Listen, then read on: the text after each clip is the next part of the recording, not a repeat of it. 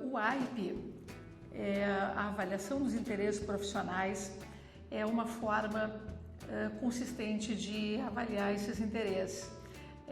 Eu trabalho há quase 30 anos com orientação profissional e desde o início eu comecei a usar o LIP, o Levantamento de Interesses Profissionais do Carlos Del Nero.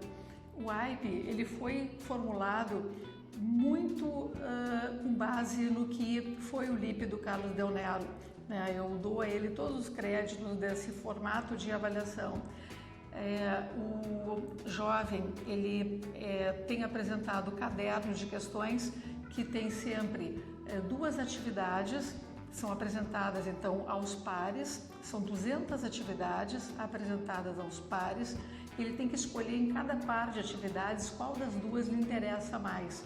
Durante o teste, ele já é posto numa situação de escolha e, ao identificar qual das duas situações interessa mais, ele vai marcando essa resposta lá na folha apropriada para isso.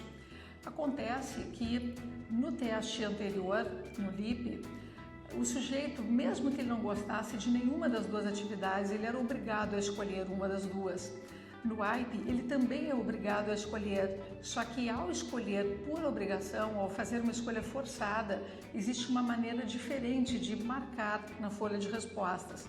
Então, quando o orientador consegue colocar o crivo e fazer a correção das respostas, ele acaba tendo no resultado um apontamento qualitativo também. Ele tem todas as marcações que o sujeito colocou de quais são os seus maiores interesses, mas uma visão qualitativa nos mostra a consistência desse interesse, que a gente chama de interesses reais, que são aqueles que ele realmente gostou mais dessa questão do que daquela, mais dessa atividade do que daquela, e a gente chama de interesses relativos, aquelas atividades que ele escolheu por obrigação.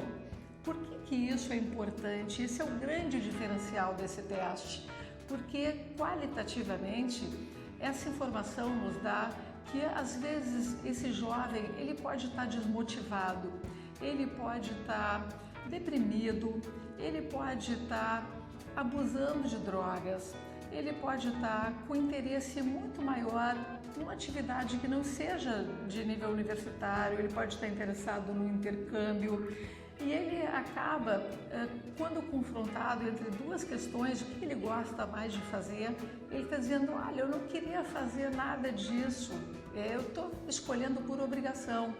Quando isso acontece muitas vezes durante o teste, e é aí que ele mostra no gráfico, quando a gente coleta as informações, quando acontece uma repetição de interesses forçados, nós temos um resultado muito importante para que o orientador perceba se esse jovem ele está motivado, de fato interessado nessas áreas que ele mostra. Agora, quando nós temos então interesses reais, que é o que a grande maioria da população nos apresenta, nós temos como verificar de 10 diferentes campos de interesses quais são os maiores campos que interessam a esse sujeito. E uma das grandes pesquisas que foram feitas para o AIP e que também o diferencia de vários outros testes nessa área, é que foi feita uma avaliação de diferença por sexo. Nós encontramos 4 desses campos que têm diferenças significativamente importantes do ponto de vista estatístico. Então, por exemplo, às vezes uma menina responde num teste e ela afirma que está interessada em fazer uma engenharia e a gente encontra naquele teste um resultado que não parece importante nos seus interesses pelo campo físico, matemático. Só que quando a gente compara essa resposta dentro da população feminina, a gente encontra que dentro da população feminina, sim, ela apresenta um resultado acima da média. Em contrapartida, nos interesses relacionados, por exemplo, ao comportamento humano, as meninas apresentam um interesse médio muito superior ao interesse médio apresentado pelos rapazes. Então, poder comparar o sujeito dentro do seu grupo de iguais, quanto mais próximo do seu grupo de iguais, melhor avaliado será. O AIP, então, ele propõe uma avaliação psicodinâmica.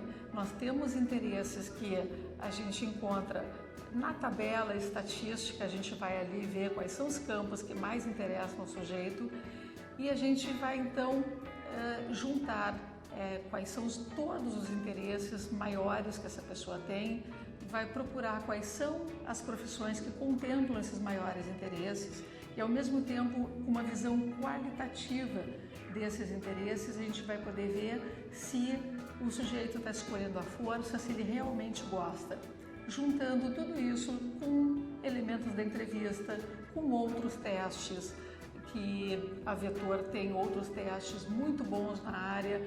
A orientação profissional é um processo, ela não se reduz a um teste apenas, né? Nós temos condições de fazer uma excelente abordagem.